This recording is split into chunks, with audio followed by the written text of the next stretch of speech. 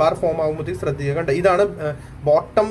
ഞാൻ എപ്പോഴും പറയാറുണ്ട്, നമ്മുടെ 1-2 വ്യൂവേഴ്സ് ഉണ്ട്, അവർ ചോദിക്കാറുണ്ട്, നമ്മുടെ റെഗുലർ വ്യൂവറാണ്, ഒരു പിൻബാറിന്റെ വാല്യൂ ഏത് പിൻബാർ ഇടയ്ക്ക് എവിടെയെങ്കിലും വന്നാൽ അത് ഒരു സപ്പോർട്ട്ഫുൾ ആണോ ഇല്ല. അതല്ല, ഇത് കണ്ടോ, ഇത് ഈ ഒരു കാൻഡിൽ, ഈ പിൻബാർ, അതാണ് പിൻബാർ എന്ന് പറയുന്നത്. പിന്നെ അതിന്റെ ബില്ല് വേറെ കാൻഡിൽസ് ഒന്നും പോകത്തില്ല, ആ ലോ ബ്രീച്ച് ചെയ്യത്തില്ല.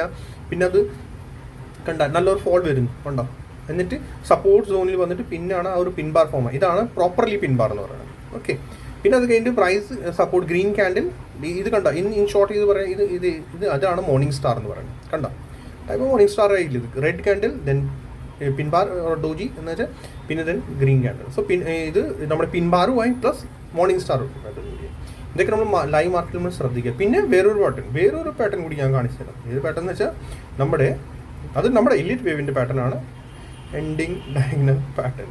ഇത്രയ്ക്ക് കൺഫർമേഷൻ കിട്ടി കഴിഞ്ഞാൽ നമ്മൾ ശ്രദ്ധിക്കുക കേട്ടോ, എല്ലാവരും കൂടി. കണ്ടോ, എൻഡിങ് ഡയഗണൽ പാറ്റേൺ എന്ന് അറിയാലോ, എൻഡ് ഓഫ് ദ ഒരു ട്രെൻഡ്, അതാണ് എൻഡിങ് ഡയഗണൽ പാറ്റേണിൻ്റെ ഉദ്ദേശം. അത് താഴെയാണെങ്കിൽ മുകളിലാണെങ്കിൽ അപ്പ് ട്രെൻഡിൻ്റെ ഒരു